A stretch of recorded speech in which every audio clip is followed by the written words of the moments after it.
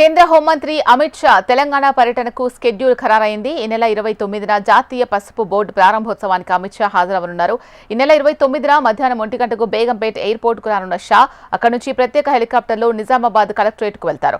అక్కడి నుంచి జాతీయ పసుపు బోర్డు కార్యాలయానికి వెళ్లి మధ్యాహ్నం 2 గంటలకు పసుపు బోర్డు కార్యాలయాన్ని ప్రారంభిస్తారు. మధ్యాహ్నం 2 గంటల 30 నిమిషాల వరకు జాతీయ పసుపు బోర్డు కార్యాలయంలోనే ఉండనున్నారు.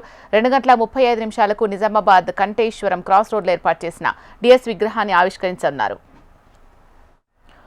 కేంద్ర హోంమంత్రి అమిత్ షా తెలంగాణ పర్యటనకు స్కెడ్యూల్ ఖరారైంది. ఈ నెల 29న జాతీయ పసుపు బోర్డు ప్రారంభోత్సవానికి అమిత్ షా హాజరవ్వబోతున్నారు. ఇదే అంశానికి సంబంధించి పూర్తి సమాచారం మా ప్రతినిధి ఆర్కే అందిస్తారు. ఆర్కే, చెప్పండి, అమిత్ షా స్కెడ్యూల్ కి సంబంధించి పూర్తి సమాచారం. ఈ నెల 29న కేంద్ర హోంశాఖ మంత్రి అదేవిధంగా బీజేపీ అగ్రనేత అయిన అమిత్ షా రాష్ట్రానికి రానున్నారు. ఏదైతే నిజామాబాద్ లో ఏర్పాటు చేసిన పసుపు బోర్డు కార్యాలయాన్ని ఆయన ప్రారంభించినారు. ముందుగా గుజరాత్ నుంచి అహ్మదాబాద్ ఎయిర్పోర్ట్ నుంచి మధ్యాహ్నం 1 గంటకు బేగంపేట ఎయిర్పోర్ట్ చేరుకుంటారు. అక్కడ నుంచి 1 గంట 45 నిమిషాలు బేగంపేట నుంచి ప్రత్యేక విమానంలో నిజామాబాద్ వెళ్తారు. నిజామాబాద్ అక్కడ జిల్లా కలెక్టర్ కార్యాలయంకి వెళ్తారు. ఆ తర్వాత అక్కడ నుంచి పసుపు బోర్డు ఏదైతే పసుపు బోర్డు కార్యాలయం ఉందో పసుపు బోర్డు కార్యాలయాన్ని ప్రారంభిస్తారు. మధ్యాహ్నం 2 గంటలకు ఆయన పసుపు బోర్డు కార్యాలయాన్ని ప్రారంభిస్తారు. తర్వాత 2 నుంచి 2 గంటల 30 నిమిషాల వరకు పసుపు బోర్డు కార్యాలయంలో మొత్తం ఏంటి అనేది వారితో అధికారులతో ఆయన చర్చించున్నారు. తర్వాత అక్కడే ఏర్పాటు చేసిన అదే నిజామాబాద్ జిల్లాలోనే ఏర్పాటు చేసిన డి శ్రీనివాస్ విగ్రహాన్ని కూడా ఆయన ఆవిష్కరణ చేసినారు.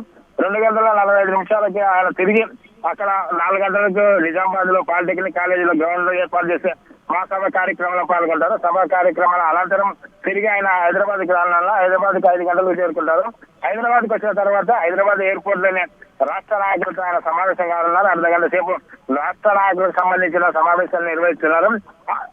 ఆ కార్యక్రమంలో రాష్ట్రంలో త్వరలోనే జరగబోయే బై ఎలక్షన్లతో పాటు జిహెచ్ఎంసీ లోకల్ బాడీ ఎన్నికలకు సంబంధించిన పార్టీ నేతలు ఏ విధంగా వెళ్ళాలి, ఏ విధంగా ఎలాంటి చర్యలు తీసుకోవాలి, ఏ కార్యక్రమాలు నిర్వహించాలని దానిపైన పార్టీ నేతలకైతే దిశానిర్దేశం చేయనున్నారు. ఎందుకంటే రాష్ట్రంలో ప్రస్తుతం బీజేపీ వాతావరణం ఎలా ఉంది, అదే విధంగా కాంగ్రెస్ వైఫల్యాలను ఏ విధంగా ప్రజలకు తీసుకెళ్తున్నారు, బీఆర్ఎస్ పరిస్థితి ఏంటి అనేది క్షుణ్ణంగా రాష్ట్ర నాయకులు అడిగి అమిత్ షా అడిగి తెలుసుకునే అవకాశం ఉంది.